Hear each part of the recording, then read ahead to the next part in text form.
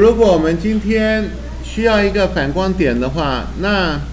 当然这个手点两下可以显示全部，然后你可以把这个物件选了不要了。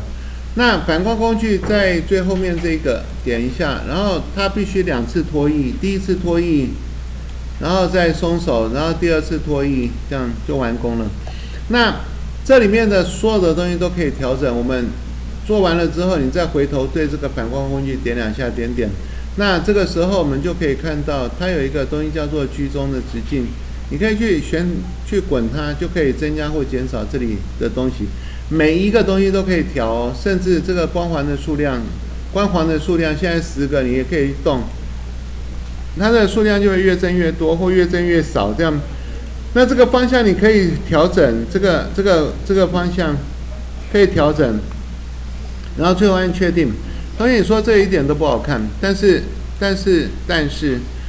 如果我们今天用一个矩形，然后去衬托它，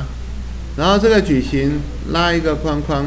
然后把这个矩形的里面把它填黑色，然后我们把这个图层把它颠倒，矩形放在它的下面，那其实它在黑色的底下面其实是很好看的这样。那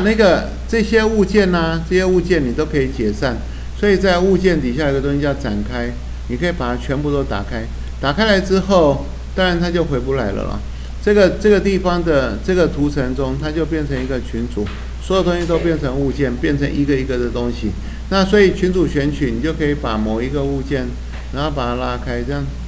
这个这样子，它全部都散掉。散掉之后就回不来了，注意散掉之后就回不来了。这个东西叫做反光效果。